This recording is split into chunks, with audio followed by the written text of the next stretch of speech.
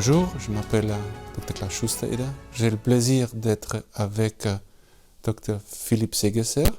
Bonjour Philippe. Bonjour Klaus.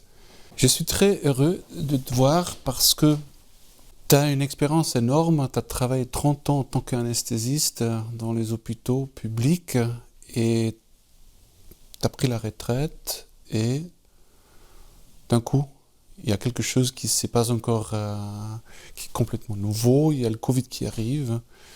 Et puis, moi, observant un peu la crise, j'étais de plus en plus inquiet comment cette crise de Covid joue aussi sur la médecine de manière toute générale. Et surtout, ce que cette crise peut faire sur le lien, comment ça peut jouer sur le lien entre les patients et les médecins. Et donc, je pourrais commencer avec une première question. Qu'est-ce que cette crise, qu'est-ce qu'elle réveille pour toi ?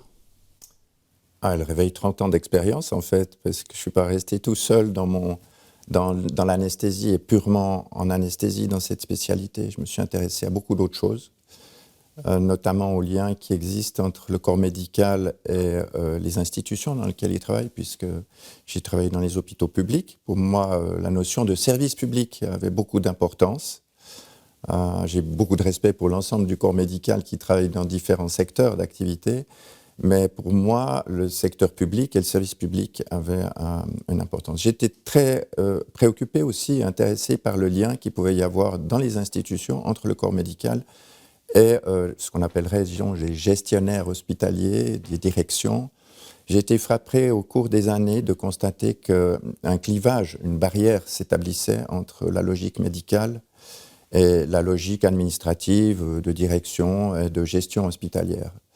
Un hôpital qui devenait de plus en plus une entreprise à gérer avant d'être un hôpital où l'on soigne. Donc j'étais intéressé par créer ce lien entre corps médical et direction hospitalière. C'est pour ça que je me suis beaucoup intéressé dans la perspective de la réalisation d'un nouvel hôpital, puisqu'on était dans cette perspective lorsque je suis arrivé dans la région de la Riviera. Je me suis intéressé à la construction de cet hôpital et je me suis intéressé aux liens qui existent entre la direction. Et je suis devenu directeur médical dans cette perspective pour être au plus près de l'appareil de direction et pour être le lien entre un corps médical et une direction qui avait à l'époque beaucoup de peine à dialoguer. Donc c'est dans le but de créer ce lien et d'améliorer le dialogue pour améliorer aussi l'efficience hospitalière, la meilleure compréhension entre ces entités que je me suis impliqué beaucoup là-dedans. J'ai vécu à l'époque la première crise, qui en veut déjà une crise sanitaire un peu du même type de celle qu'on vient de vivre, qui était la crise H1N1, le virus H1N1. Donc j'ai déjà eu l'occasion de constater comment les hôpitaux réagissaient à cette crise, puisqu'on en était déjà au vaccin. Il y a certaines personnes qui ont été vaccinées. La manière dont les institutions réagissent vis-à-vis du personnel hospitalier. Donc voilà, j'ai accumulé quelque part une expérience autour de ce sujet. Je me suis aussi intéressé à l'évolution de la pratique médicale, puisque la pratique médicale a passablement évolué. J'ai eu la chance d'arriver dans une discipline qui était relativement jeune encore. Et j'ai côtoyé au début de ma carrière d'anesthésiste, lors de ma formation, des patrons qui étaient essentiellement, ou dont la qualité médicale provenait de leur faculté à accumuler de l'expérience pratique, accumuler et d'être capable de pouvoir, d'avoir un don d'observation et de cette expérience-là se bonifier avec le temps. Alors, c'est des gens qui n'avaient peut-être pas une connaissance livresque telle qu'on la connaît aujourd'hui parmi les patrons d'anesthésie, une anesthésie qui est devenue beaucoup plus technique, avec des instruments plus sophistiqués. À l'époque, c'est des gens qui étaient très impliqués dans la clinique et qui se nourrissaient de la clinique et de leur expérience pour se bonifier avec le temps. Et petit à petit, j'ai vu évoluer ma discipline, comme d'autres d'ailleurs, qui ont évolué toutes de la même façon, vers une médecine beaucoup plus technique, beaucoup plus orientée sur l'evidence-based medicine, vers des guidelines, vers des choses qui sont plus contraignantes. J'ai vu évoluer la connaissance, parce qu'évidemment, on était à l'époque très empirique dans notre manière de faire de l'anesthésie. On avait très peu de moyens d'ailleurs de surveiller les patients en anesthésie. J'ai vu évoluer quand même les médicaments, avec l'arrivée de certains médicaments exceptionnels pour,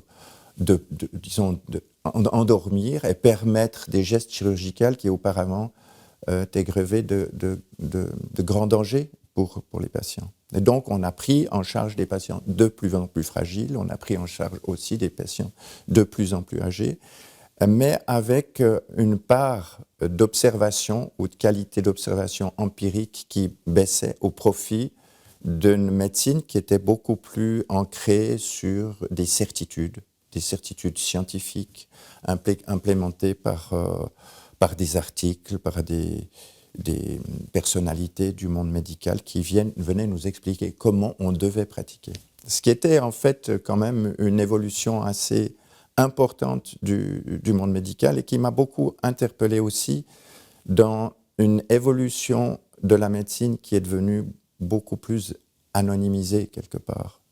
Et c'est vrai qu'en milieu hospitalier, en arrivant au milieu hospitalier, les choses restaient encore très personnalisées dans la relation qui pouvait exister entre le médecin et son patient. J'ai vu arriver une médecine moins personnelle, une médecine où la prise en charge était distribuée sur un nombre plus important de personnes, donc diluait cette forme de relation privilégiée entre le patient et le médecin, entre différentes personnes, une médecine qui impliquait un groupe de personnes ou des spécialités plus que des personnalités. Donc voilà, j'ai vu évoluer cette médecine. J'ai été très interpellé par la manière, je dirais, exagérée et presque caricaturale lorsqu'on a dû faire face à cette crise sanitaire. Au début, il était évidemment extrêmement difficile de formuler un jugement sur la manière dont on allait prendre en charge cette crise qui semblait extrêmement grave pour l'ensemble de la communauté, l'ensemble de la planète. Donc, même si c'était assez interpellant parce que les dispositions qui ont été prises étaient extrêmement lourdes, on a mis à l'arrêt toute l'économie, on a bloqué les personnes en bonne santé chez elles, évité les contaminations en pensant à une gravité extraordinaire. Et petit à petit, je me suis rendu compte qu'il y avait un décalage entre l'importance ou la surenchère avec laquelle on réagissait et la gravité, finalement, de cette maladie et l'impact qu'il pouvait y avoir sur la collectivité. Très vite, par exemple, il est apparu que cette maladie touchait essentiellement les personnes âgées. D'ailleurs, du point de vue statistique, aujourd'hui, on est resté à peu près à ces mêmes chiffres qui parlent d'eux-mêmes. Les statistiques vaudoises montrent, d'ailleurs elles sont valables sur l'ensemble de cette planète, les statistiques vaudoises montrent que le 97% des personnes qui décèdent du Covid ou de la Covid, c'est des gens qui sont au-delà de 65 ans. Donc, pour être plus précis, 87% des gens qui ont plus que 75 ans, 10% entre 65 et 75 ans, et 3% des personnes qui décèdent qui ont moins de 65 ans. Donc on s'est bien rendu compte que là, il y avait une fragilisation très claire des personnes âgées à l'égard de cette crise, mais qui ne devait pas justifier un impact aussi considérable sur l'économie, sur la vie active, sur les jeunes. Et j'ai tout de suite été interpellé par ce décalage et cette disproportion qu'il y avait dans la manière qu'on avait abordé les choses. Voilà, pour le résumer, les premières impressions que j'ai eues lorsque la collectivité, tout le monde, les médecins ont dû faire face. Ben évidemment, comme tout le monde, je venais de prendre ma retraite, donc j'étais quand même encore très concerné par ce qui se passait dans les hôpitaux.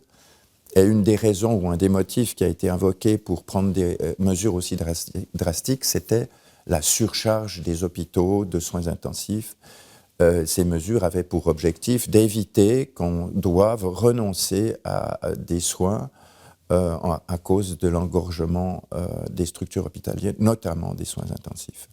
Donc il y avait quelque part quand même une logique. J'ai quand même été aussi surpris parce que dans mon activité quotidienne jusqu'à présent, j'ai jamais vu ou très rarement vu un impact sur l'activité élective chirurgicale due à un engorgement des unités de soins intensifs. Et je me suis dit pour la première fois, pour protéger les soins intensifs, on va bloquer toute l'économie et toute la population. Moi qui n'ai jamais réussi à bloquer une activité élective dans un hôpital pour des raisons de surcharge de soins intensifs, puisque les soins intensifs ont une activité qui n'est pas régularisée, c'est une activité en dents de scie qui dépend de la saison, qui dépend d'un certain nombre de facteurs. À plusieurs occasions, on a essayé d'infléchir cela et demander à ce que l'activité élective soit réduite pour qu'on puisse prendre en charge les patients soins intensifs. On s'est toujours débrouillé autrement. Et tout d'un coup, je me suis aperçu que cet impact de crise qui implémentait essentiellement les unités de soins intensifs provoquait des perturbations absolument énormes au quotidien dans la société. Et ça m'a aussi interpellé. Voilà, en gros, peut-être j'ai oublié certaines choses, certainement, mais en gros, c'est ça qui m'a interpellé dans la manière dont on a réagi en premier. Peut-être dire aussi une chose, c'est que depuis plusieurs années, je me suis dit qu'au niveau planétaire, les conditions étaient réunies pour qu'une épidémie puisse se développer à l'échelle planétaire. Les moyens de communication entre les différents continents, les différents pays, la capacité que la population en général de passer d'un continent à l'autre, donnait finalement la possibilité à ce que tout d'un coup, un organisme pathogène, gravement pathogène pour la population du monde entier, puisse avoir un impact considérable sur l'ensemble de la planète. Après, en cours de route, je me suis rendu compte qu'il y avait clairement une disproportion entre les moyens mis à disposition et la gravité de l'épidémie elle-même. Tu disais au tout départ que tu as vu une transition de la médecine, d'une médecine personnalisée vers une médecine moins en moins personnalisée, où des personnages sont moins présents, mais des groupes des médecins, donc il n'y avait plus le lien direct entre deux êtres humains, c'était des groupes qui sont, voilà, il y a un titre ou un nom pour un groupe, mais plus un contact direct entre le patient et le médecin, d'une part. Et tu disais aussi que le monde qui gère les hôpitaux, les administrateurs, les gestionnaires des hôpitaux, et le corps médical, et le clivage. Donc quand tu vois aujourd'hui, avec ton expérience de 30 ans professionnelle et aussi la gestion de la crise, à quel point penses-tu que cette déconnexion ou évolution d'une médecine moins personnalisée, vers une médecine dépersonnalisée, et le clivage entre les gestionnaires des hôpitaux et le corps médical, à quel point ça favorisait le mouvement dans lequel on se trouve aujourd'hui? Oui. Moi, je défends effectivement une médecine, et je crois encore aujourd'hui que la médecine, c'est pas un métier. L'exercice médical est un art. Je défends ce point de vue, même s'il paraît complètement saugrenu aujourd'hui.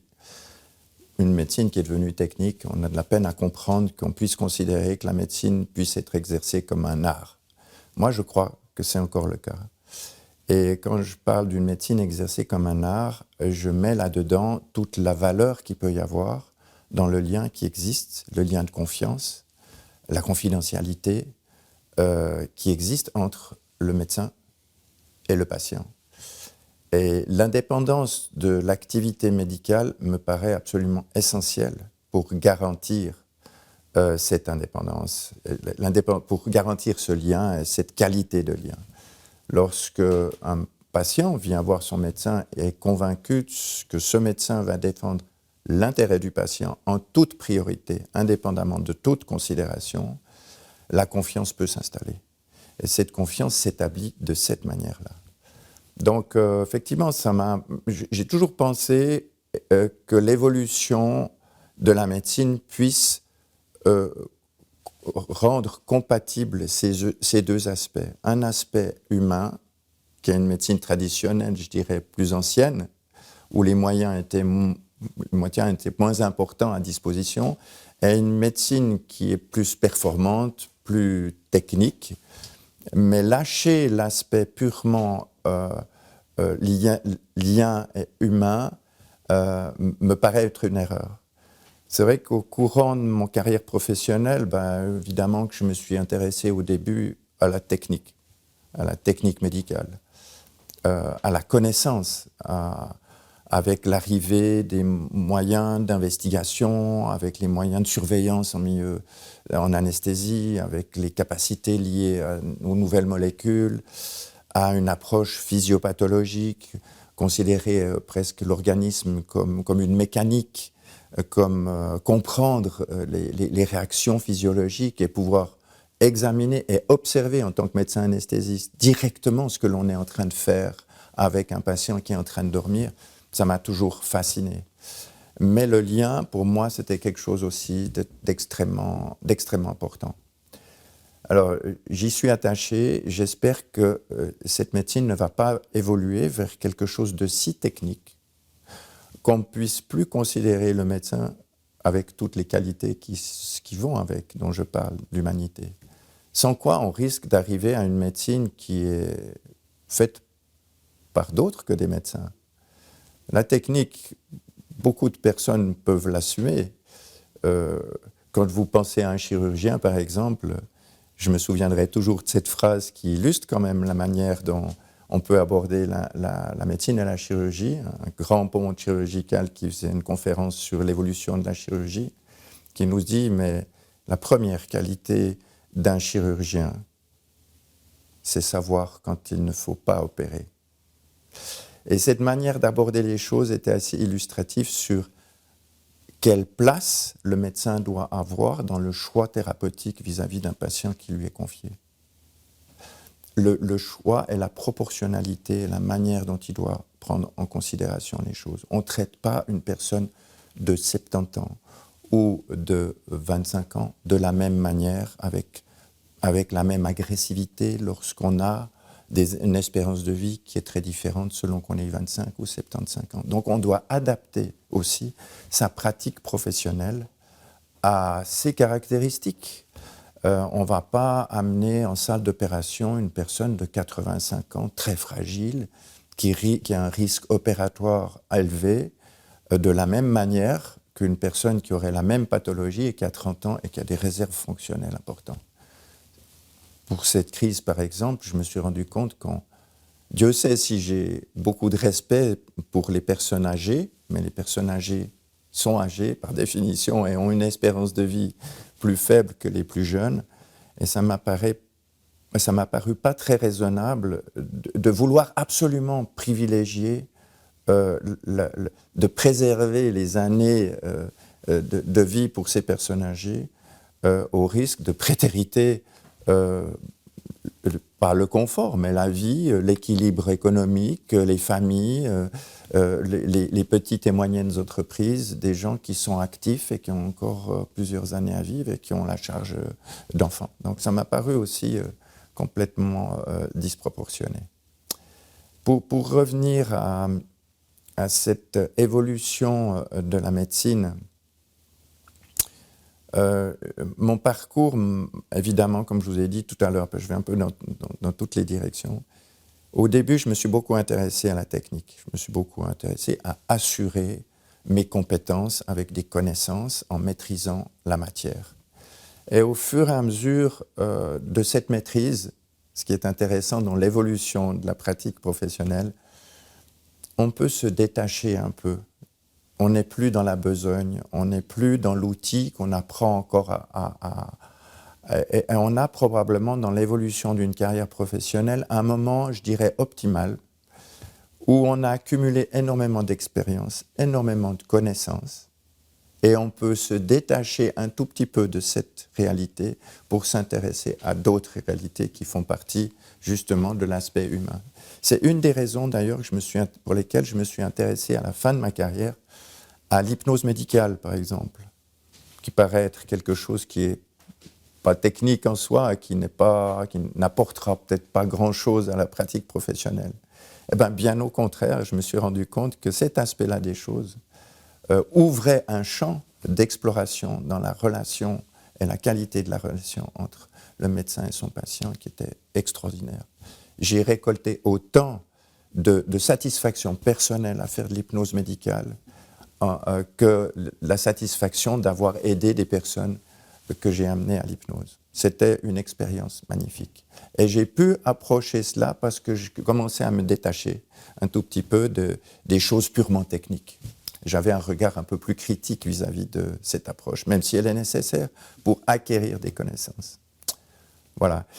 Et pour ce qui est de, disons, l'aspect, je dirais, prise en charge de cette crise sanitaire, j'ai été très surpris de la manière dont on abordait les caractéristiques liées à l'activité médicale.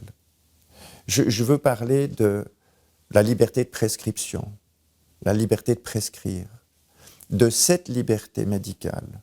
La liberté de prescrire ou la liberté thérapeutique est un élément fondamental. Et qu'est-ce que j'ai vu apparaître au début de cette épidémie? Un des premiers éléments que j'ai trouvé révoltant ou choquant, c'est que parallèlement à la prise en charge de cette épidémie ou de cette crise sanitaire, on a interdit certains médecins de prescrire une molécule discutable ou qui était largement en discussion.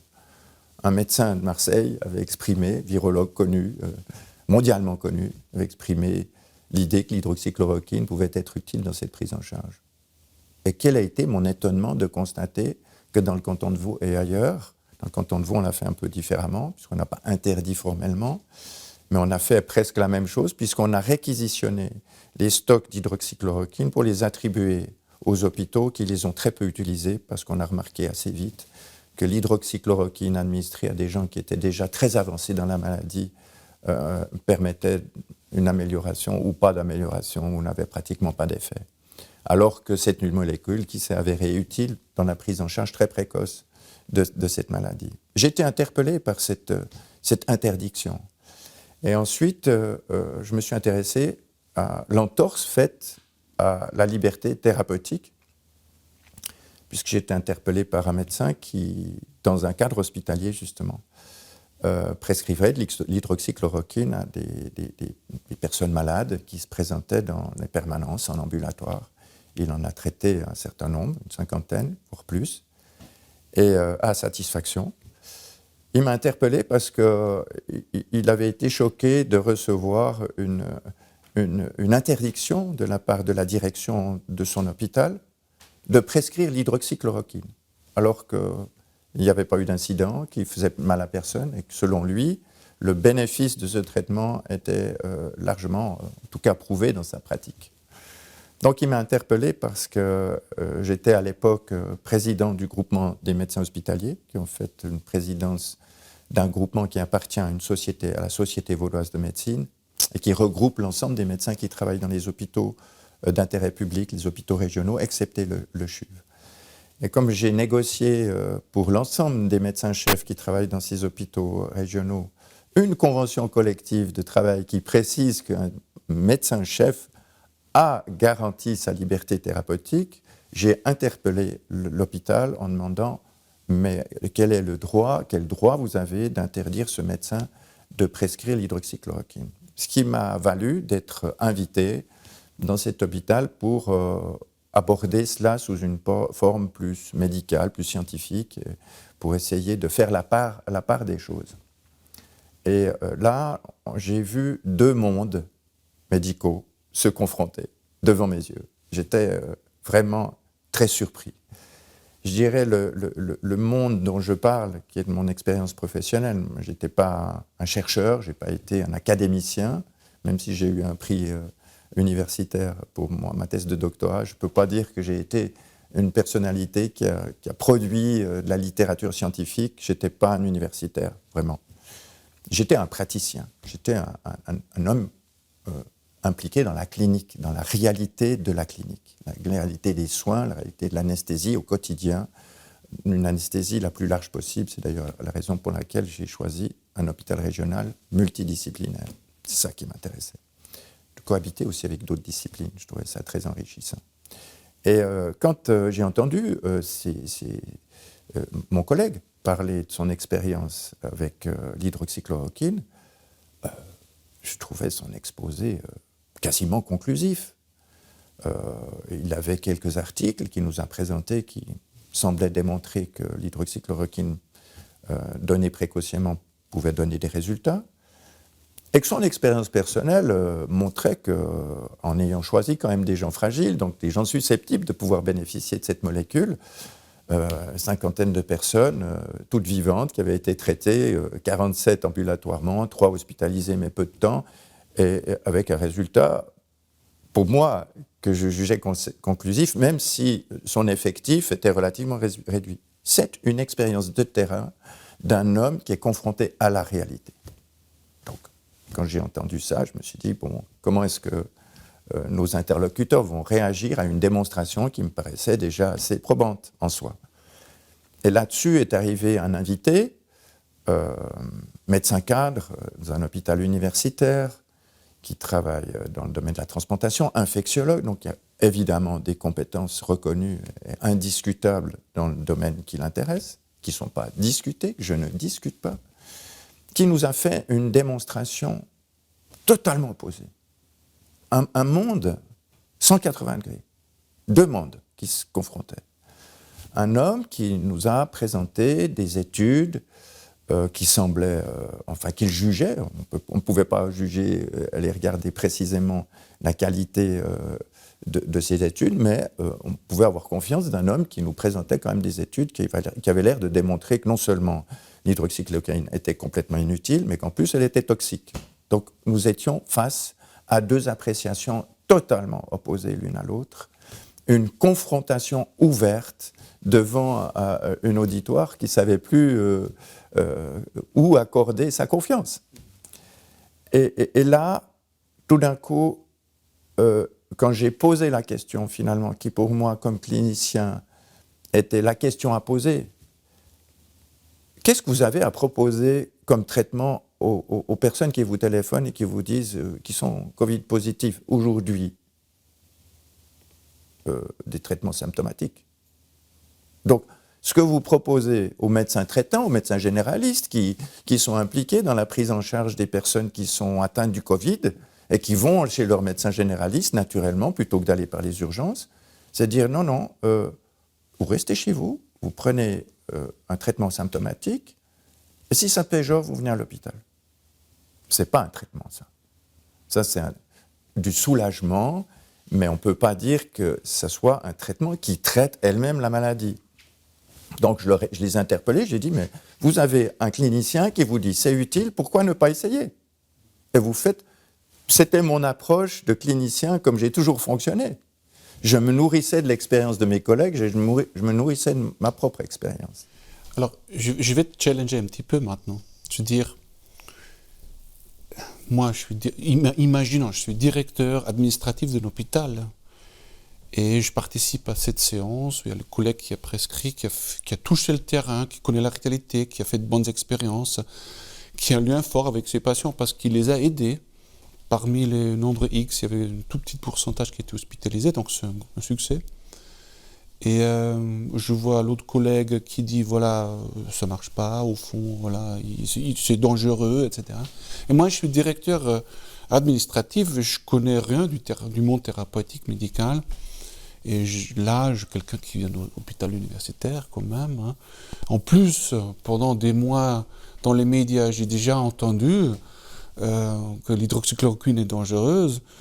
Donc, je vais dire, mais docteur Séguesser, écoutez, c'est bien sympa ce collègue la raconte, mais vous vous rendez compte l'image sur notre institution? Je peux comprendre cet argument, et puis je peux comprendre qu'un directeur, qui n'est pas médecin, Enfin, en l'occurrence, il était médecin, mais orthopédiste, donc pas forcément des compétences dans le domaine de l'infectiologie et des capacités à pouvoir traiter, mais quand même un médecin.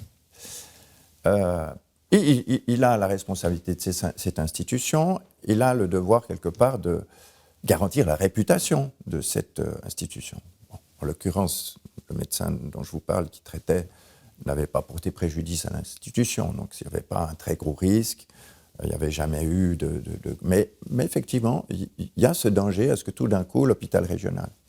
Ce qui pose le problème quand même de l'indépendance aussi des hôpitaux régionaux et l'indépendance des médecins, indépendamment du médecin. Un hôpital régional, est-ce qu'il doit être sous tutelle d'un hôpital universitaire qui doit lui dire exactement comment on pratique? Je ne crois pas. Alors si on veut être dans un domaine concurrentiel, puisque aujourd'hui l'évolution du système de santé, c'est de mettre en concurrence des établissements privés, publics, etc., pourquoi ne pas mettre en concurrence des hôpitaux régionaux avec les hôpitaux universitaires? Je ne parle pas des disciplines qui sont susceptibles d'être prises comme universitaires parce qu'il faut un niveau de spécialisation si élevé qu'on n'a pas la technologie, les compétences, etc. pour le faire. Mais là, on était face à une problématique de santé publique générale qui ne touche pas et qui n'est pas préférentiellement, exclusivement du domaine universitaire. Ça intéressait tout le monde, ça intéressait aussi les médecins traitants, d'ailleurs. Et je regrette que les médecins traitants n'aient pas été plus impliqués, justement, dans la prise en charge des patients Covid et qu'on ne leur ait pas laissé la possibilité, eux, de se faire aussi une idée qu'on ait bloqué des molécules. Alors, je pense que par pragmatisme à l'époque, je salue quand même ce pragmatisme, c'est que pour ne pas se désavouer, la direction hospitalière a conclu que l'hydroxychloroquine, il était peut-être préférable de ne pas l'utiliser et de continuer à l'utiliser. Il se trouve qu'il y avait une autre molécule qui était encore plus prometteuse qui allait arriver, dont on ne savait pas exactement si elle serait vraiment utile, mais en tout cas, on avait de bonnes raisons qu'elle le soit. Donc, on a convenu, c'est un jugement un peu à la Ponce Pilate, on a dit, bon, l'hydroxychloroquine, on la met en veilleuse pour éviter justement des conflits et des problématiques d'ordre politique qui pourraient être retenues contre l'hôpital régional qui laisserait faire avec l'hydroxychloroquine qui est contestée, mais qu'on laisserait à ce moment-là ce médecin commencer à traiter ad personam, pour pas que l'hôpital soit impliqué dans cette ad personam, avec cette nouvelle molécule, avec la demande que cette nouvelle molécule soit implémentée dans l'hôpital avec l'accord, ou disons la collaboration possible dans le cadre d'une étude multicentrique avec l'hôpital universitaire pour donner de la consistance à ce traitement, ce que je pouvais comprendre. Mais au moins, pour moi, j'avais la satisfaction de donner une perspective à cet homme qui était dans la clinique pour pouvoir utiliser une molécule prometteuse et continuer à pouvoir traiter ces patients qui se présentaient dans ces permanences, plutôt que de dire la même chose, rentrez chez vous, attendez que ça se péjore. Ma challenge était clair. Disons, la mauvaise réputation d'hydroxychloroquine dans les médias n'a pas aidé dans cette situation-là. Non, ça n'aide pas parce qu'un directeur d'un hôpital qui est dans l'administration, il entend des choses négatives et il va faire tout pour que la réputation de l'institution reste correcte. Maintenant, ce qui est intéressant dans cette histoire, et je trouve un joli exemple pour tous les cabinets médicaux ou centres médicaux, au fond, c'est il y a un médecin qui ose utiliser quelque chose pour soigner, pour aider ses patients. Et évidemment, tous ces patients qui sont mieux, il y a un lien qui se crée entre lui et ses patients, un lien de confiance, qui a un effet positif sur l'institution aussi. Oui. Donc l'institution est gagnante. Et les médecins, tout le monde est gagnant là. Oui. Et j'irais même plus loin parce que pour moi, il y a un élément extrêmement important dans l'exercice de la pratique médicale. Ce n'est pas seulement avoir des droits, les droits de pratiquer, de liberté thérapeutique ou de faire n'importe quoi. Il y a derrière en filigrane la notion que les médecins sont responsables. Donc la notion de responsabilité, c'est très important. Ce n'est pas une responsabilité au sens culpabilité. Au contraire, c'est lorsqu'on existe, on est responsable de ses actes. Et donc, repositionner le corps médical, la médecine, le médecin face à son patient dans cette responsabilité, c'est donner une place à la fois au médecin et à la fois au patient, dans une relation privilégiée. Et j'aurais trouvé normal qu'on laisse la possibilité aux médecins traitants de pouvoir employer cette molécule sous leur responsabilité. Au lieu de ça, on a eu affaire à des médecins cantonaux quand même, qui ont été très intrusifs dans la pratique professionnelle de ces médecins. Et ce qu'ont exprimé les quelques grands journaux et les hôpitaux universitaires qui semblaient décisifs concernant l'hydroxychloroquine a plombé la possibilité que les médecins ont de l'utiliser. Du coup, beaucoup de médecins n'ont pas osé. Du coup, beaucoup de médecins se sont ralliés à l'opinion universitaire, considérant que l'hôpital universitaire était l'hôpital de référence et les médecins de référence parce qu'ils avaient les compétences universitaires. Souvent, c'est des patrons qui ont participé à la formation des jeunes médecins qui se sont ensuite installés. Donc, pour ces médecins, quel doute ils pouvaient avoir que le milieu universitaire exprimait des choses qui n'étaient pas en faveur de l'intérêt de leurs patients. Donc, il s'agissait quand même pour eux de prendre un risque de soigner avec une molécule qui n'était pas agréée. Donc ça a été très, très difficile pour eux d'être dans cette situation, de devoir ne pas jouer leur rôle finalement, parce que ce qu'on a réalisé, c'est qu'on a laissé les patients chez eux pratiquement sans traitement, et puis qu'on leur a demandé de venir à l'hôpital quand ça se péjore. Tu parles de la responsabilité, d'accord, mais il y a aussi une autre notion, je pense, la confiance vers ces médecins qui prescrivent. Dire, voilà, ok, très bien, vous vous occupez des patients, les résultats sont bons, les patients sont contents, d'accord, il n'y a pas encore une recommandation nationale ou internationale, mais les résultats sont bons, on connaît la molécule depuis 60 ans, moi personnellement, le Klaus, maintenant je connais l'hydroxychloroquine bien, je l'utilisais souvent en Afrique pour le paludisme, etc. Donc c'est tout à fait une histoire un peu bizarre que d'un coup une molécule qu'on connaît depuis 60 ans est dangereuse. Après il y avait des publications qui ont été retirées parce qu'on a vu que les datas n'étaient pas correctes. Encore une fois on est dans les big data, on ne sait même pas d'où ça vient, mais les dégâts sont faits, l'image est là. Et les publications, c'est partout, c'est partout dans les médias, l'hydroxychloroquine tue du monde. Oui. Et là, ça n'aide pas un directeur de l'hôpital qui est administrateur. Ça, c'est sûr. C'est sûr, mais j'ai quand même été interpellé. Alors, puisque tu parles de cette problématique-là, effectivement, l'hydroxychloroquine, n'importe quel médecin, a priori, peut la prescrire. Comme d'ailleurs l'ivermectine. Mais c'est des prescriptions qui se font hors label, puisque la pathologie, on ne la connaît pas. On n'a pas suffisamment de recul pour attendre que cette molécule soit utilisable ou admise pour être utilisée dans cette pathologie-là, puisqu'elle est si récente qu'on n'a pas juste pas le temps de l'agréer, même pour des dispositions qui seraient transitoires. Et c'est là que j'ai trouvé qu'il y avait quand même une disproportion, dans la mesure où on a été très vite en besogne, Swissmedic a été très vite en besogne pour accepter des vaccins qui n'avaient pas été au bout de leur accréditation et de leur phase d'expérimentation et d'expérimentation clinique, hein, puisqu'on est encore en phase 3 à l'heure actuelle.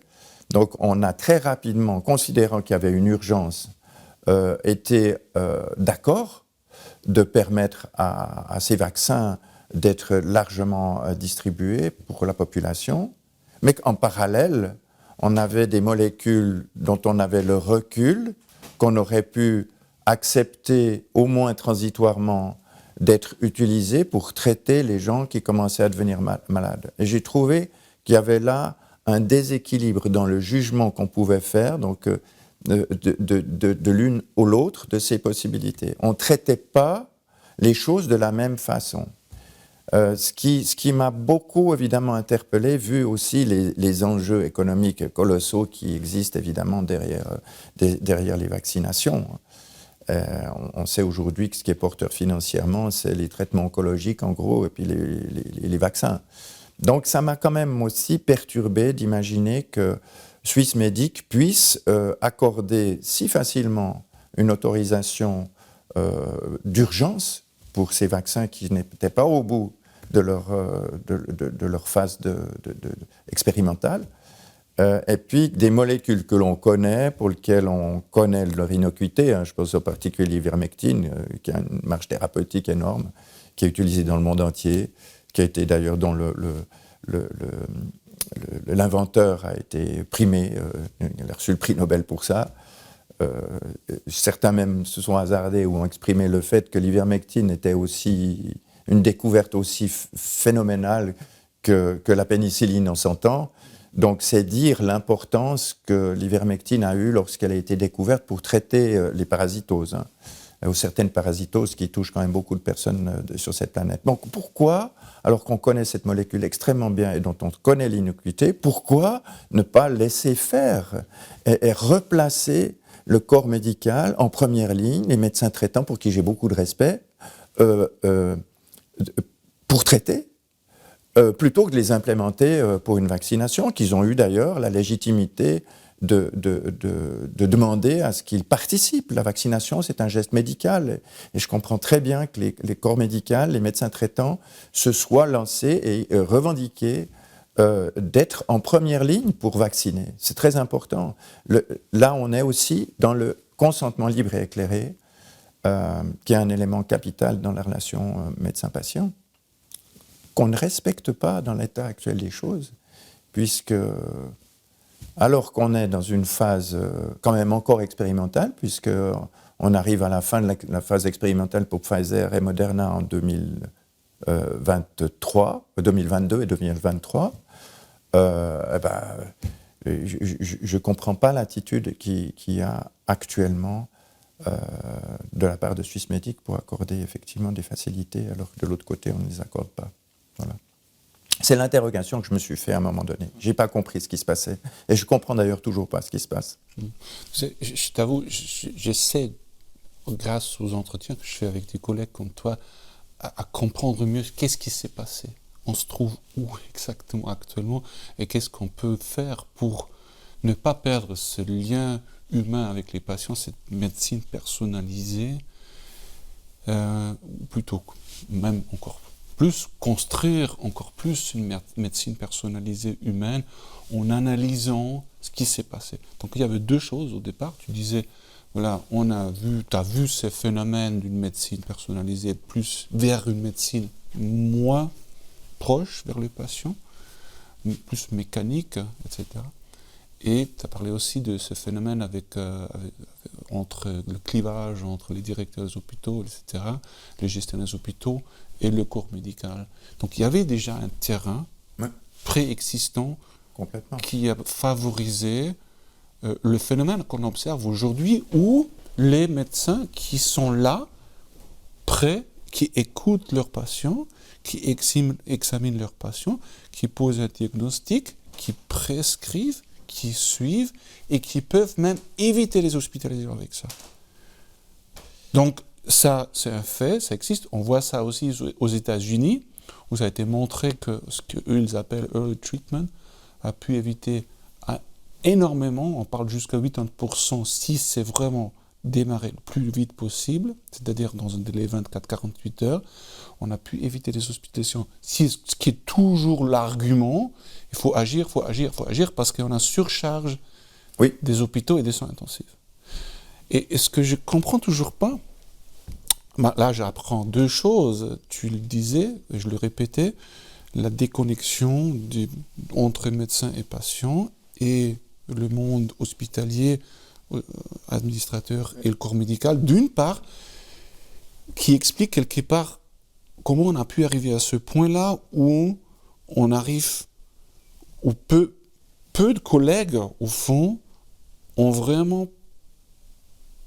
pu, très tôt, s'occuper des patients pour éviter les soigner comme on a toujours fait, parce que tout le monde est sous l'emprise, quelque part, de ce mouvement on peut rien faire, ou de ce délire, ou cette idée, on peut rien faire. Je comprends ça pendant un certain temps, parce qu'on ne savait pas à quoi on a affaire, mais après 6 mois, c'était assez clair. Après 6 mois, il y avait des premières études, et aujourd'hui, on a 3000 personnes qui ont participé aux études cliniques avec l'hydroxychloroquine. Je regardais aujourd'hui, presque 4000 scientifiques qui ont fait des travaux scientifiques, et je pense que c'était 273 études cliniques. Pourtant, on est toujours dans cette idée, on ne peut rien faire. Oui. Une fois qu'on est ancré dans cette forme de certitude, il est très difficile de revenir en arrière parce que quelque part, revenir en arrière, c'est aussi avouer qu'on a pu avoir tort avant. Donc c'est beaucoup plus difficile. L'exercice est plus difficile parce qu'il faut faire preuve d'une certaine humilité pour accepter que peut-être à l'époque, on avait eu une attitude extrêmement fermée à l'idée de cette molécule et qui s'est avérée avec le temps que finalement, peut-être qu'on avait été dans l'erreur. Pourquoi c'est si difficile? Parce que derrière, il y a des enjeux de responsabilité, il y a peut-être des morts, peut-être des décès qui auraient pu être évités, et d'admettre qu'on ait pu se tromper avec les conséquences pareilles, sur le plan de la responsabilité qu'il faut assumer derrière, je pense qu'on devient assez vite prisonnier d'une attitude dans laquelle il est très difficile de ressortir. En plus, il y a des intérêts financiers en jeu en lien avec la vaccination, puisqu'on sait qu'il y a quand même des entreprises qui se sont lancées dans la réalisation d'un vaccin efficace contre le Covid. Couper l'herbe sous les pieds de la vaccination en faisant la promotion de médicaments qui permettraient d'éviter la surcharge des soins intensifs et qui réduiraient de 80% les hospitalisations, c'était tout d'un coup ne plus permettre à ces entreprises qui se sont lancées avec des milliards sur le marché et sur la concurrence d'un vaccin utile qui, on pouvait l'espérer à l'époque au moins, permettrait de revenir à la société avant, à la liberté d'avant, etc. Et je pense qu'il y a eu aussi un frein pour cette raison. On a tout misé sur les vaccins et on n'a pas voulu non plus se désavouer d'une opinion préliminaire qui est encore en discussion d'ailleurs. C'est absolument fou qu'elle le soit encore. Et je suis surpris qu'on soit encore dans une forme de diabolisation d'une molécule connue depuis si longtemps, dont on connaît l'innocuité, même si on sait qu'à très forte dose, l'hydroxychloroquine peut faire des troubles du rythme. On a d'ailleurs vu une étude sortir qui était assez scandaleuse puisque les doses étaient largement toxiques. Ce n'était pas étonnant du coup que ça fasse... C'était l'étude du Lancet, sauf erreur, qui était franchement... qu'on a dénoncé par la suite. Mais avec l'ivermectine, on est face à une molécule qui est vraiment anodine, ou disons, je ne dirais pas anodine, je dirais qui est d'innocuité complète. Donc oui, je m'interroge. Je m'interroge aussi. Je pense que malheureusement la médecine hospitalière, et j'ai beaucoup lutté là-dessus, pour l'indépendance des médecins, même en milieu hospitalier, l'indépendance de leur pratique, parce que quand je suis arrivé en tant que médecin-chef, curieusement, le canton de Vaud avait la particularité d'avoir des médecins-chefs engagés dans les hôpitaux régionaux d'intérêt public, engagés en tant qu'indépendants. Donc, nous n'avons pas de statut de salarié au début quand j'ai commencé mon activité professionnelle. Condition d'indépendance. Ce qui nous laissait justement cette forme d'indépendance par rapport à une direction hospitalière. Nos revenus étaient générés par l'activité, enfin il y en avait finalement des dispositions qui étaient assez claires vis-à-vis de la direction, et nous avions à l'époque des contrats de mandat. Notre mandat, c'était de soigner les personnes le mieux qu'on pouvait, en assumant notre responsabilité individuelle. Donc la relation patient-médecin était préservée dans ce statut particulier qui était dans le respect de la pratique médicale, qui lie quand même le patient à son médecin. Et j'ai vu arriver quand même des changements notables, très progressifs, avec le changement de statut. Dès lors qu'on est devenu salarié, qu'on devient employé, on commence progressivement à devoir obéir davantage à une logique hospitalière de direction, plutôt que d'être libre de pratiquer comme l'on souhaite. La hiérarchisation des services participe à cela, puisque les médecins-chefs de service peuvent, à ce moment-là, exercer leur position dominante sur l'ensemble du service et leur dire c'est comme ça qu'on travaille et c'est pas autrement. Donc il y a une bonne partie du corps médical des institutions, en passant au statut de salarié, ont perdu cette indépendance et cette liberté de pratique qui était à l'époque de l'indépendance ou de la statut d'indépendant préservé. C'est pour ça que j'encourage fortement les médecins généralistes, les médecins traitants, les médecins en cabinet médicaux, les médecins qui exercent une activité libérale, de préserver absolument cette capacité et cette possibilité d'interagir de manière indépendante dans cette relation privilégiée dont on a parlé entre le médecin et son patient. Pour moi, c'est capital pour l'exercice de la médecine. Si effectivement les médecins doivent à l'avenir obéir à une logique qui vient d'ailleurs, j'ai des craintes sur la médecine et sur la manière de la médecine, que la médecine sera pratiquée. Sous quelle influence elle devra pratiquer. L'influence des lobbies, l'influence de Big Pharma, l'influence de grands financeurs qui exercent des pouvoirs quand même considérables, puisqu'avec le financement, c'est aussi la recherche qui est possible. C'est des hôpitaux universitaires qui, dans leur recherche et dans leur activité clinique, dépendent aussi de financement privé, aussi beaucoup. Donc, comment rester franchement indépendant par rapport à des financeurs privés qui attendent des retours sur l'investissement. Donc, il y a quelque part aussi un biais dans la recherche dès lors que les financeurs attendent des retombées sur l'investissement. C'est la même chose avec la recherche à l'EPFL ou n'importe où. Lorsqu'on dépend de financeurs privés qui attendent, on crée un biais. Ce biais-là, c'est plus une recherche indépendamment des retombées qui s'intéresse à la connaissance pure, mais c'est une recherche qui est quand même orientée vers le profit potentiel qu'on peut retirer de telle ou telle recherche. Donc il y a clairement une incitation là. Alors tu trouves alors qu'avec les médecins-chefs employés, salariés, plus indépendants, il y avait un impact sur la capacité à réfléchir autonome, indépendante? Oui, je pense. Je pense clairement, et je pense que les médecins, ça va même plus loin, je pense qu'ils ont perdu l'habitude d'avoir cette indépendance. Parce que toute notre formation académique fonctionne aussi comme ça. On a une autorité qui vous dit comment ça fonctionne, qui vous explique quelle est la bonne pratique, qui vous formate d'une certaine façon à fonctionner comme ça. Donc, on n'a plus tellement cette liberté aussi pour des questions de responsabilité. Hein. Je le vois bien, les responsabilités civiles. Dans notre pratique professionnelle, qu'on est dans une institution publique, la responsabilité de l'hôpital qui couvre votre activité professionnelle.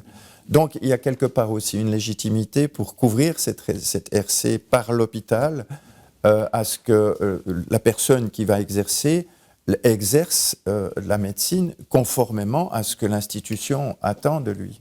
Si on veut faire un travail médical où le lien entre patient et médecin est fort, proche,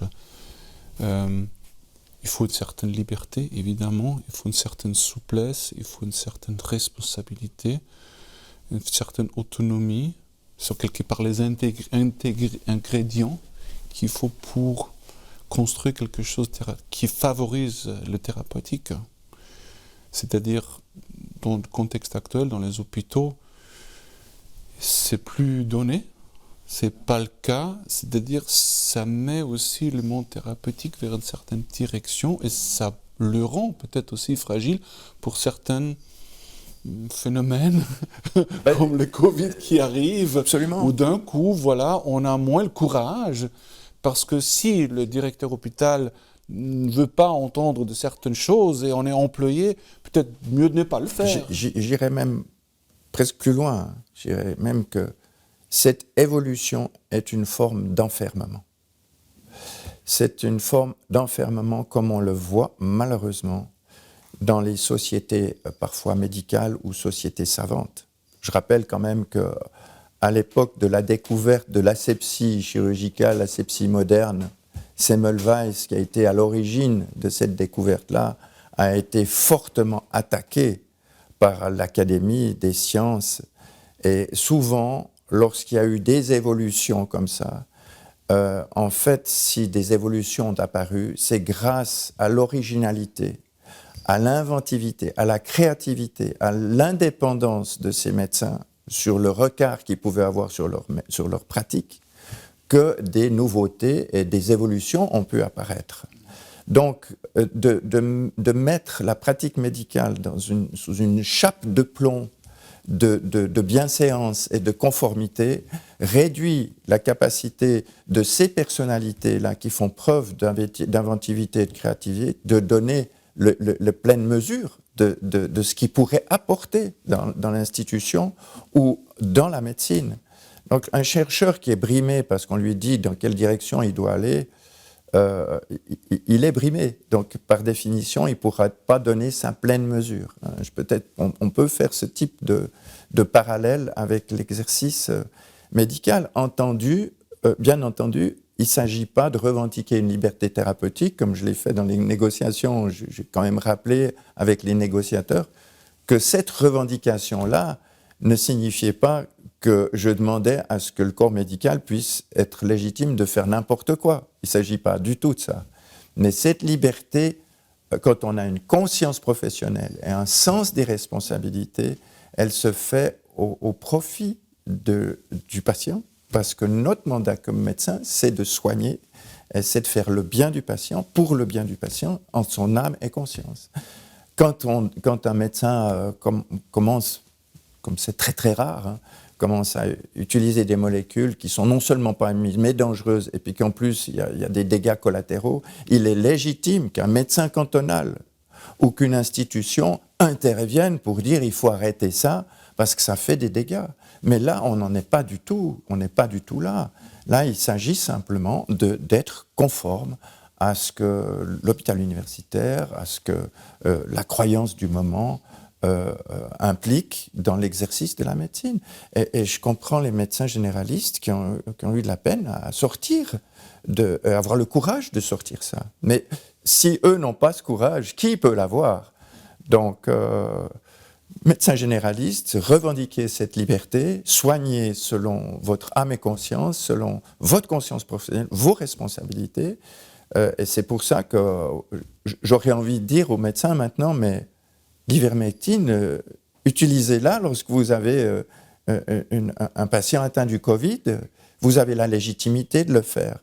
Peut-être que la chose qu'il faudrait encore recommander à ces médecins qui pourraient essayer, selon d'ailleurs des protocoles qui existent, et qui donnent satisfaction, tu le sais mieux que moi, Klaus, leur rappeler que comme ces molécules sont prescrites off-label, même si elles sont connues et admises par Swissmedic, elles ne sont pas admises pour cet usage, et que par conséquent, là, le consentement éclairé du patient est nécessaire. Il faut expliquer au patient que ce médicament est utilisé pour une pathologie pour laquelle il n'est pas prévu d'être utilisé, et que le patient doit être en accord avec ça, et que ça doit être explicitement dit. Dans ces conditions, j'ose espérer que les médecins auront le courage de traiter. Tu sais, pour moi, c'était déjà bien avant le Covid, mais avec les Covid, encore une fois, plus touchant de voir à quel point le lien avec les patients et le médecin est renforcé dès qu'on rentre exactement dans une dynamique, comme tu dis, on explique aux gens, voilà, ok, vous êtes Covid positif, on a un traitement, c'est off-label, c'est enregistré en Suisse. En Suisse, on a le droit de le prescrire, mais j'aimerais que vous sachiez, c'est pas officiellement recommandé, mais la molécule a été étudiée, Absolument. On sait, c'est safe, mais il n'y a pas de recommandation nationale pour ça. Je vous le prescris et je prends ce risque de vous prescrire. Donc les patients, ils voient, je fais quelque chose pour lui, je sors de ma zone de confort. Absolument. Pour son bien-être. Absolument. Ce qui rejoint ce que tu dis tout au départ, je défends l'intérêt du patient. Le lendemain, je téléphone les patients, je dis comment allez-vous? Que le téléphone est déjà un investissement de 2 minutes, 3 minutes qui donne un résultat incroyable. Change tout. Change tout. Je m'intéresse pour vous. Comment allez-vous? D'accord. Vous n'êtes pas mieux, mais d'accord, continuez de prendre. 48 heures, même chose. 2 minutes de téléphone, il faut juste s'organiser. Et là, le patient est mieux et je le revois 3 jours plus tard ou 5 jours plus tard, et les gens sont tellement reconnaissants et dans la gratitude, parce que dans le contexte Covid, il y a un autre élément qu'il n'y a pas avec les autres maladies. Il y a une ambiance anxiogène 24 sur 24, 7 sur 7 depuis 1 année et demie. Et d'un coup, les gens vivent quelque chose qui est contre le narratif officiel. Et là, c'est presque un petit tremblement de terre. Et ça renforce personnel pour eux. Ah, mais il y a quelque chose qui m'a aidé. Et ça fait quelque chose entre le patient et le médecin qui est très beau, qui est très touchant. Et si on ne l'a pas vécu, on ne peut pas imaginer. Et c'est ça le charme, la beauté de ce métier. Ouais. Quand on peut aider quelqu'un, ça fait quelque chose de très particulier entre la personne qui va mieux et celui qui a rendu service. C'est ce que j'ai vécu avec la découverte de l'hypnose. Parce que la médecine, l'anesthésie, ça reste quand même un métier assez technique. En même temps, il y a comme une sorte de paradoxe parce que on voit les gens très ponctuellement, on les voit avant l'opération, on les voit en salle d'opération dans des conditions anxiogènes assez importantes. Ponctuelles, on n'est pas des médecins traitants, on participe à une intervention chirurgicale, on donne la possibilité de la faire dans les meilleures conditions, on veille à maintenir la vie, les patients en vie pour qu'ils supportent ce choc chirurgical dans les meilleures conditions possibles. Mais avec la découverte de l'hypnose, j'ai effectivement découvert une dimension magnifique de l'exercice de la médecine, beaucoup moins technique et plus dans la relation entre le médecin et son patient. Et j'ai trouvé ça extrêmement enrichissant parce que, en fait, lorsqu'on adopte aussi une attitude qui est vraiment l'attitude qui relie 2 personnes, on est dans l'humanité là. La confiance, c'est l'humanité. On accorde sa confiance, on donne sa confiance. Dès lors qu'on est dans une relation de ce genre-là, c'est très enrichissant aussi pour celui qui est à la place du médecin. Et c'est vrai qu'aujourd'hui, on a fait quand même évoluer une médecine qui est très... le patient est un objet à soigner. Le médecin a une position de savoir qui lui donne une position dominante par rapport au patient. L'hypnose médicale ericksonienne adopte une position beaucoup plus low profile. C'est un humain qui a des compétences particulières qui peuvent être mis au service d'un autre humain dans une relation de confiance. Et ça permet... le retour qu'on a des patients dans ce type de relation est très enrichissant. C'est ça qui nourrit en fait l'activité médicale. C'est pas autre chose. Je pense, tu sais, une fois on a découvert ça, cette interaction, c'est l'art, à communiquer, à créer un lien.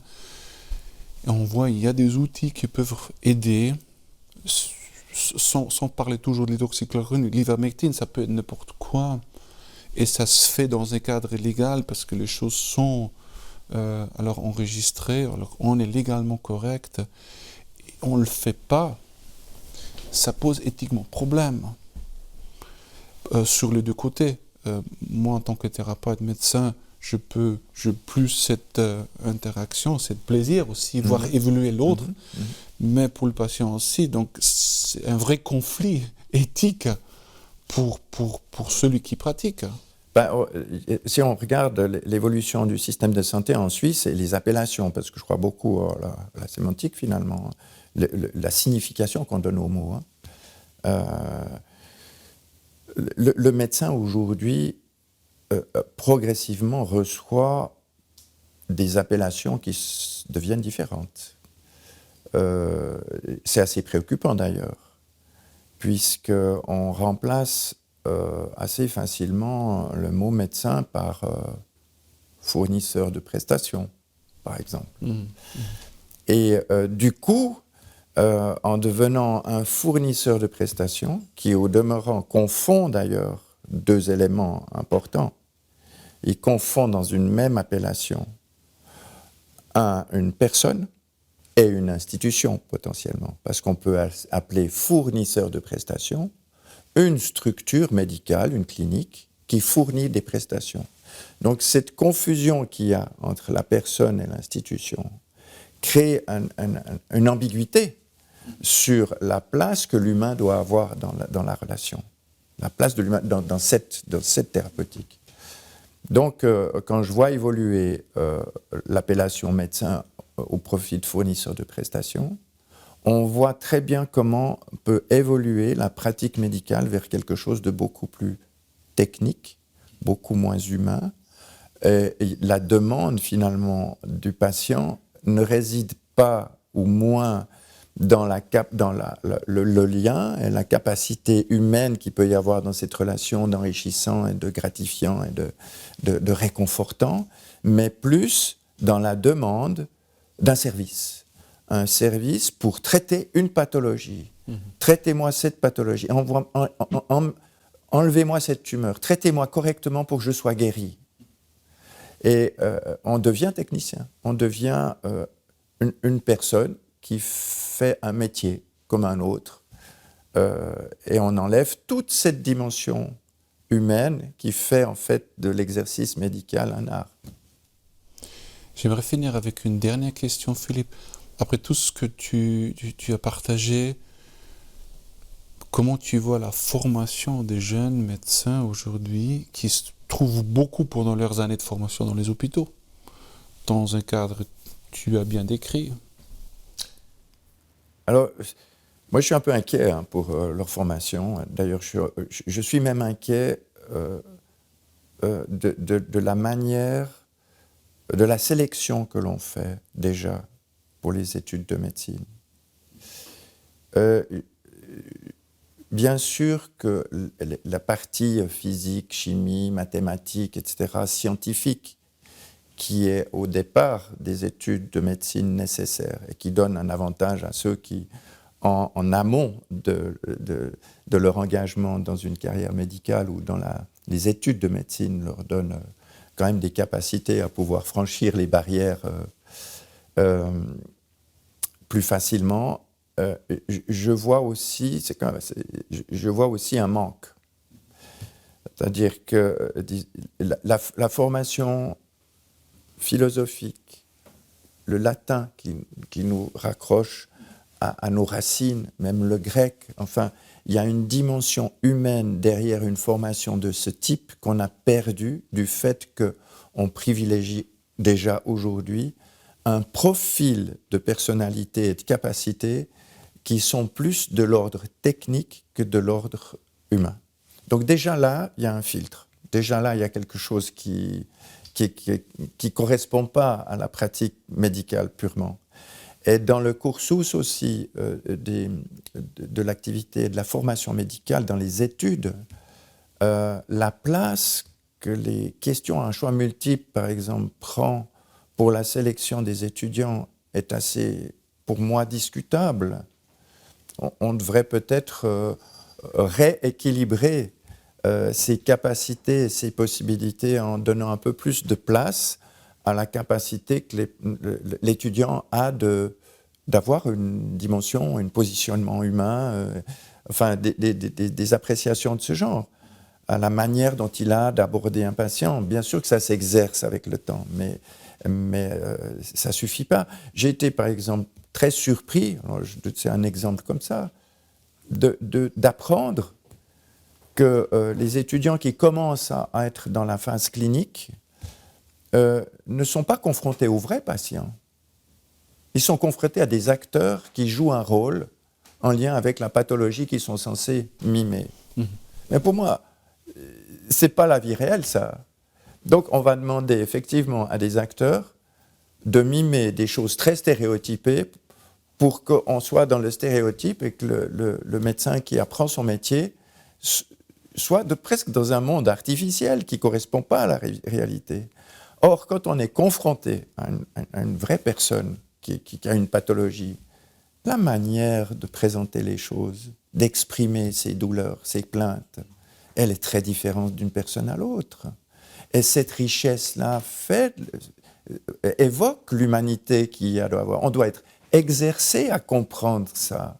Et on ne peut pas le comprendre quand on est dans une schématisation mécanique de la pratique médicale. Donc moi, j'ai un peu de crainte. J'avais des craintes préliminaires, je dirais. Parce que quand on est formaté sous cette forme-là, j'ai des craintes à ce qu'on puisse ensuite donner de l'humanité dans son activité professionnelle. Mais ce que j'ai pu observer les dernières années de mon activité à l'hôpital, comme j'incarnais quelque part un peu une ancienne génération de médecins anesthésistes, puisque j'avais une carrière quand même plutôt derrière moi, le retour que les étudiants et les médecins assistants me donnaient sur le contact qu'ils pouvaient avoir avec l'exercice de ma profession les enrichissait plutôt qu'autre chose. Et ils m'ont rendu... ils m'ont fait comprendre que je n'étais pas dans l'erreur en faisant comme ça, en leur montrant qu'il y a des alternatives. Certes, il y a des choses qui sont justes de faire, c'est des protocoles, ils sont admis, dans la majorité des cas, il faut les utiliser. C'est comme ça qu'on travaille, c'est comme ça qu'on travaille le mieux possible. Mais parfois, on doit peut-être s'écarter un peu, réfléchir davantage à des alternatives et s'adapter davantage à des situations qui correspondent aux diversités qu'on rencontre dans l'humanité. On n'a pas des robots à soigner, c'est des gens qui ont tous et toutes des manières de réagir et d'être différents. C'est ce qui m'a fait beaucoup réfléchir, c'est cette déconnexion de la réalité. On a quelque part dans la formation, parce que ce que tu dis, tu as un acteur là qui va jouer un problème thoracique, c'est pas la réalité. Après, je comprends que les enjeux juridiques aujourd'hui, c'est compliqué de mettre quelqu'un dans une salle de consultation ensemble avec les urgentistes, etc. On se protège aujourd'hui contre tout, un maximum de sécurité, ça aide pas. Allez-y en Afrique, vous avez pas du tout ce problème-là, vous voyez tout, mais c'est lourd. Ouais. Vous voyez des milliers de patients dans un mois, vous êtes extrêmement riche, mais c'est lourd. C'est tout un autre contexte. Je dis ni l'un ni l'autre est idéal, mais il faut voir un certain nombre de patients pour avoir une expérience clinique. Et que les gens travaillent aujourd'hui que 40 heures par semaine, ou 50 au max, ça n'aide pas non plus. C'est-à-dire, il y a une différence. Quand je fais 50 formations et je travaille 80 heures par semaine, je vois plus que les gens qui ont travaillé 50 heures. Ça, c'est un autre élément. Et tu sais, ce qui m'a beaucoup aidé moi-même, c'est très personnel maintenant ce que je dis, mais c'était d'avoir été malade moi-même.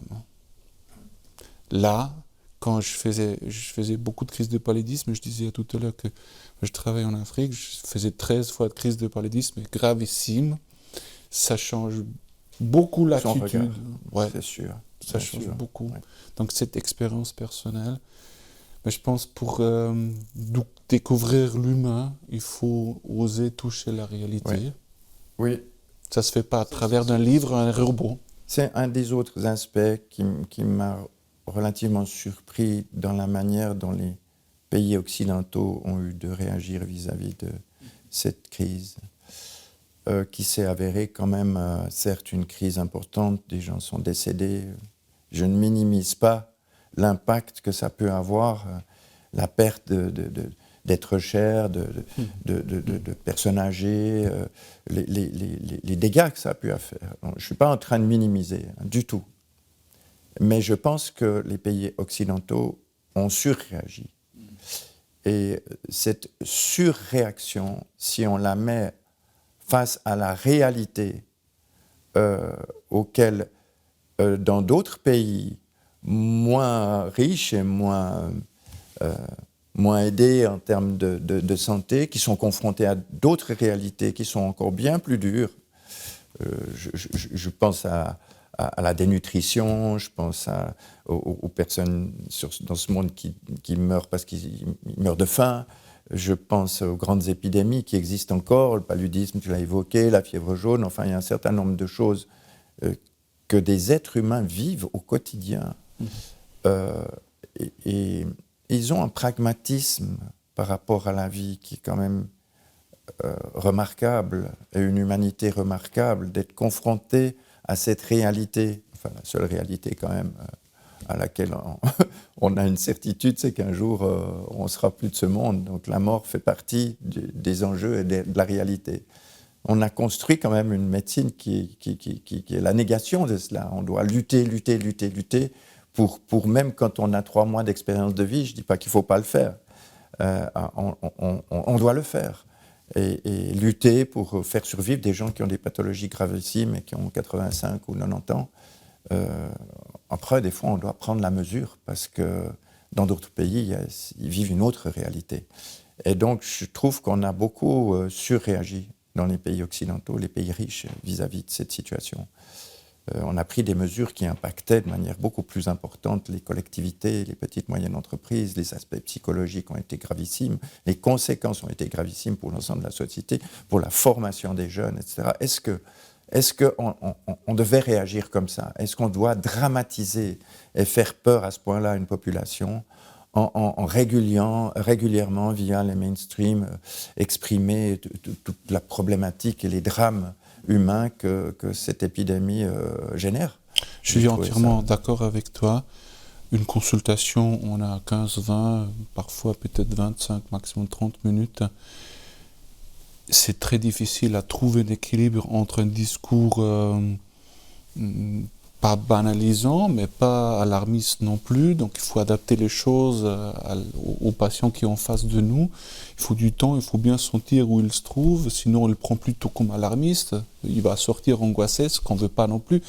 S'il prend comme quelque chose de banalisant, on risque aujourd'hui d'être dénoncé, mais il s'en fiche du Covid. C'est pas ça non plus, hein, mais adapter les choses. Et surtout pouvoir relativiser les choses, comme tu dis. Quand on a vécu autre chose dans d'autres pays, et où...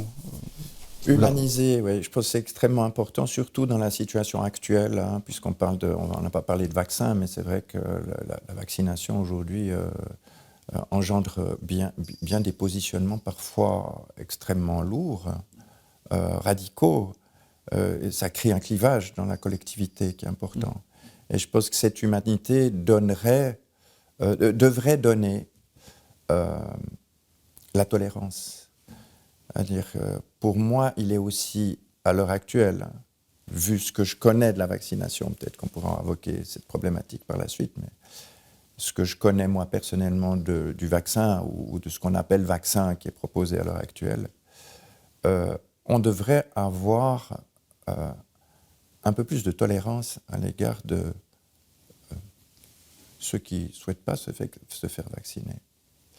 La diabolisation et la stigmatisation de ceux qui, des fois, ne veulent pas se faire vacciner. Le clivage qui existe entre ceux qui sont vaccinés et ceux qui ne sont pas vaccinés. L'intolérance qu'il y a dans la société pour admettre que c'est un choix personnel. Et les erreurs qui sont aussi formulées, pas les erreurs, mais carrément les mensonges, puisque un vaccin normal tel qu'on les connaît, heureusement, peuvent protéger la personne vaccinée, mais a priori protège aussi les autres d'une contamination, puisque soi-même on est protégé, on protège aussi les autres. Ce qui est une bonne chose, mais c'est les qualifications d'un vaccin tel qu'on le connaît. Aujourd'hui, les dernières informations montrent que finalement, les gens sont moins protégés que l'on le pensait en étant vaccinés, c'est une chose. Et on apprend également que les personnes vaccinées peuvent être contaminantes pour les autres. Donc exprimer que par altruisme et par solidarité, on doit se faire vacciner, cet argument du coup tombe et devrait permettre à ce que dans la collectivité, on admette plus facilement que des gens choisissent l'une ou l'autre des possibilités. On a vu trop de bêtises qui se sont dites au sujet de ces vaccins. Je le regrette parce que ça a créé une baisse de notion d'appartenance à une humanité qui doit être tolérante à l'égard des uns des autres. Et je pense que c'est une tournure qui est largement alimentée aussi par les hommes politiques qui ont une grosse responsabilité à l'égard de cette tournure-là, disons, de fixation des positions et d'absence de tolérance. D'exprimer, par exemple, que tous ceux qui ne vont pas se faire vacciner ne sont pas altruistes et ne font pas preuve de solidarité, alors que c'est faux. Ça crée évidemment des conflits. On le voit au quotidien, hein, puisqu'il y a parfois des attitudes de la part de personnes qui sont vaccinées très agressives à l'égard des autres. Hein. Tu sais, j'ai essayé de me mettre dans la peau d'un politicien. Je me dis, mais comment moi je réagirais si j'aurais des responsabilités politiques sans compétences médicales, sans avoir vu un seul patient, être entouré par du monde qui doit me conseiller.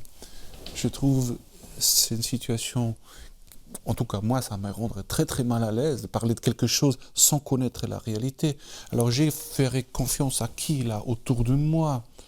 Est-ce que ces gens-là qui me donnent des conseils, est-ce qu'ils ont touché la réalité? Combien de patients ils ont vus? J'observe, j'avoue, peu les choses en Suisse. J'observe surtout les choses en Autriche. Et j'étais très très étonné par les discours des hommes politiques très anxiogènes. Pourtant, on devrait plutôt calmer les choses. Absolument. Mais il y avait un discours que anxiogène pendant longtemps. Et jusqu'à maintenant, on continue dans ce style-là. Mais j'avoue, je trouve que c'est compliqué, sans connaître le sujet en soi, de donner des orientations. C'est pas évident. Mais la peur est mauvaise conseillère. Hein. Et je pense qu'un homme politique doit avoir la stature pour prendre la mesure, exprimer des choses posément auprès de la population, mais ne pas commencer à monter une partie de la population contre une autre. C'est pas faire preuve de responsabilité, ça. Et pas non plus faire preuve de respect à l'égard de la capacité que les gens ont de comprendre la situation. Quand je pense au conseiller d'État de Genève, qui s'en est pris aux soignants à Genève qui ne souhaitaient pas se faire vacciner, alors que 6 mois ou une année auparavant, se féliciter du sens des responsabilités, de l'abnégation, du courage de ces soignants pour prendre en charge des patients infectieux au risque, au péril de leur propre santé, d'en arriver à stigmatiser à ce point-là le choix de soignants et de gens du monde de la santé qui ont quand même une capacité à réfléchir sur cette situation, peut-être même bien plus élevée que lui, en exprimant le fait, par exemple, qu'ils doivent mettre leur liberté de côté dès lors qu'il s'agit de leur responsabilité à l'égard des patients dont ils ont la charge. Ça a été très mal ressenti et je ne pense pas que c'est faire preuve de responsabilité et de compréhension à l'égard de ces personnes. C'est très choquant, personnellement. Et un homme politique ne doit pas jouer ce rôle-là, stigmatiser à ce point-là les soignants qui doivent avoir tout notre respect, y compris les considérations ou les opinions qu'ils peuvent avoir. Tout est respectable. On serait dans une situation peut-être différente. Je pense en particulier à une épidémie qui aurait un taux de mortalité ou de létalité largement plus importante que celle qui concerne cette crise sanitaire, avec un vaccin efficace et pas dangereux, hein, dont on connaît suffisamment, on a suffisamment de recul, on pourrait dire, et qui a les caractéristiques en plus d'un vaccin qui protège soi-même et qui protège les autres, on pourrait avoir un jugement un peu sévère à l'égard de ceux qui ne se prêtent pas à l'exercice vaccinal. Parce que là, il y a des enjeux, et puis c'est anodin, et donc il est légitime pour la collectivité de faire preuve de ce sens de responsabilité. Mais là, on est quand même dans une situation qui est quand même bien différente. Phase d'essai clinique, normalement, on doit être volontaire pour participer à cela. Les problèmes de responsabilité, de consentement éclairé, il y a un certain nombre de choses qui... La chasse au profit, avec cette course effrénée de différentes entreprises pour promouvoir leur vaccin, je trouve qu'il n'est pas très responsable de la part des hommes politiques de mettre de l'huile sur le feu à ce niveau-là. Voilà. Et ça, c'est quelque chose que je ne trouve pas très respectable, ou respectueux plutôt, des soignants et de tous ceux qui souhaiteraient ne pas se faire vacciner dans ces conditions. Dans l'état actuel de notre connaissance, encore une fois, je pense que les choses peuvent peut-être évoluer en admettant qu'on puisse tout d'un coup trouver un vaccin classique avec lequel on a du recul et des connaissances suffisantes pour qu'il soit anodin, ce qui n'est pas le cas. Philippe, merci beaucoup, c'était très intéressant, très riche. J'apprends toujours quand je t'écoute les 30 ans d'expérience. Pour moi, c'est très enrichissant. C'est un plaisir de partager un peu mon expérience professionnelle, le recul que j'ai sur les choses. J'espère que j'ai intéressé ceux qui vont m'écouter. Merci beaucoup. Merci Klaus.